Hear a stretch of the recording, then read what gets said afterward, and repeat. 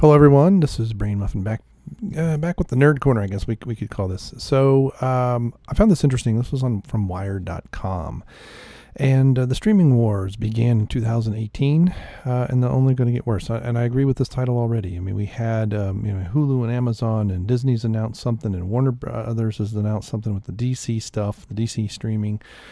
I think there's been other ones out there, and it's getting crazy. It was one of the most hectic Twitter episodes of the year where everyone freaked out about Friends going away. I didn't. Earlier this year, a few Netflix users noticed that the beloved series, still one of the most watched sitcoms in the world, was scheduled to depart the streamer in January. Twitter went into shock and awe mode, mourning the loss of one of Netflix late night binge staples. I haven't watched it since it's gone off the air. Actually, stopped watching it before it went off the air. Previously, as it turns out, the company announced a $100 million deal with the show's owners, Warner Media, to keep the show for another $100 million for one show for 1 year. That's insane. The Central Park gang would still be there for you, at least for now.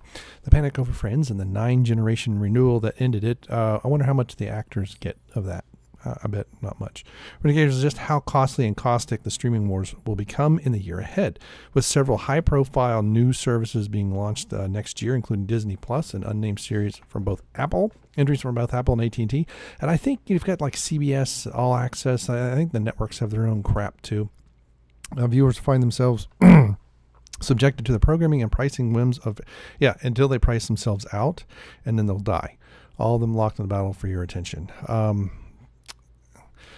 The hope for many of these companies, of course, is that they can prove to be a viable competitor to Netflix, which is expected to hit nearly 150 million worldwide subscribers by year's end, and which continues to mint must-see original shows. But then they just canceled a bunch too. Specials, Hannah, Gatsby's, Nanette. Okay, none of the stuff that I've ever seen. While Homecoming proved Amazon could make a small set. I liked The Tick on Amazon. So I'm going to skip down to some more of the article because it's crap I haven't heard of. But if those companies continue to expand, adding new shows seemingly every 10 minutes and often in season-long lumps, the question becomes how much more of this stuff do viewers actually need? Basically, when they stop watching. Outside of Netflix and its ilk, the streaming universe is already crowded with smaller but beloved services, many of which are catered to specific fandoms. Acorn TV, Crunchyroll, Shudder horror films. In 2018, they were joined by new efforts from long-running comedy outlet College Humor. They used to do stuff on YouTube, I think. And long-running the superhero depot DC Comics, which launched DC Universe, home of original series like the Titans. And it's people already moving away from it, so I don't think it'll last long. When you combine all of these services together, they make for millions of viewing hours, far too much for anyone to keep up with. And in 2018, the race to be part of the streamosphere began racking up casualties.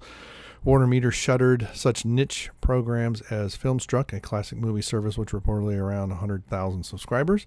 And you can blame a lot of that on ISPs wanting more money. And the net neutrality nonsense will have no effect on that, whether the old rules or new rules were in place. The Drama Fever, which specializes in Korean programming, the indie flick provider Fandor, which had been streaming since 2011, laid off its staff reportedly in preparation for a sale. And the YouTube Premium, despite having a buzz-making hit with this year's Cobra Kai, shifted its business strategy and announced a move away from pricey scripted shows. We probably won't see another Cobra Kai, even though that was done very well. But the other more hazily defined victims are the streaming shows and films that were simply avalanched this year. The upstart Facebook Watch, something I've never heard of, had one of their better viewed drama shows of the year with Sorry for Your Loss, but the show struggled to seep into the cultural conversation. The same goes for YouTube Sci-Fi Impulse. Never heard of it.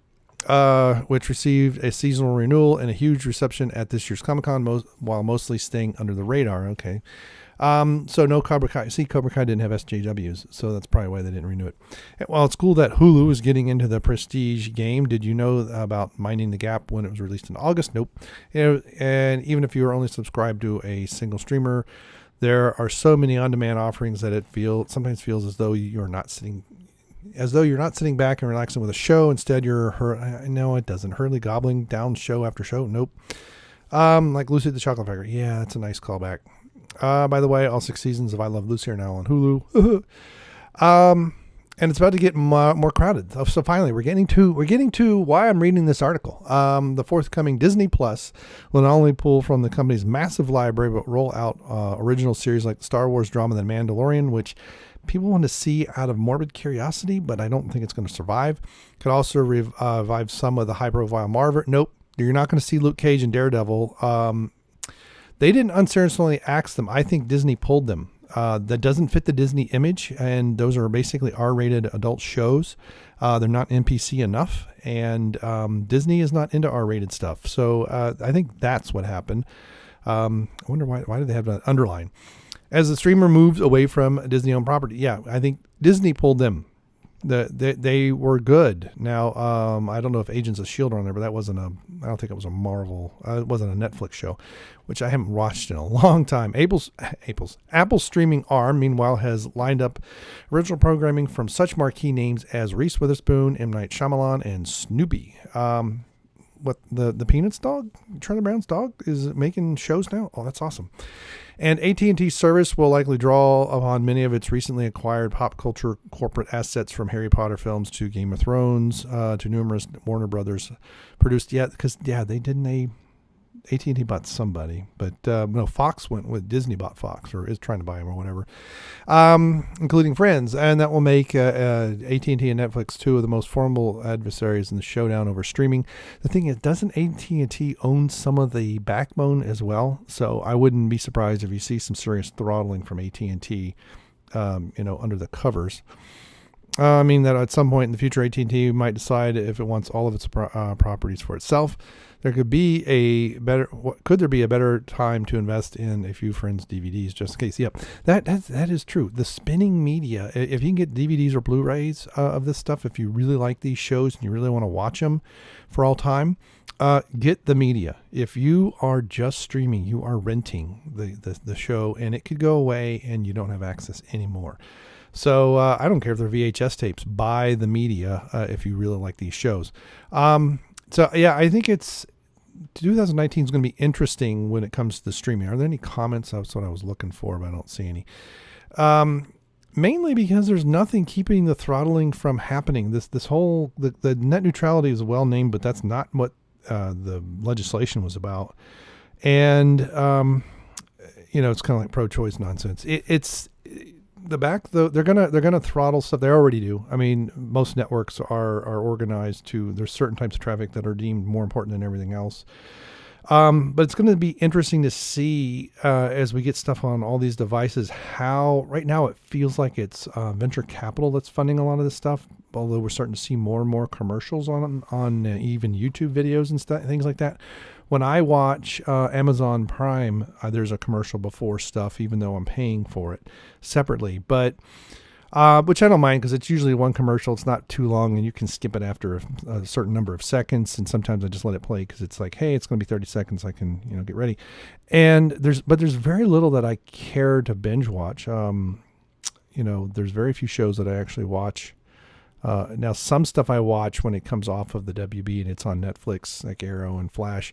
But even then, I mean, I'm scanning through. This is why I like it, because I can skip through, if something gets boring or whatever.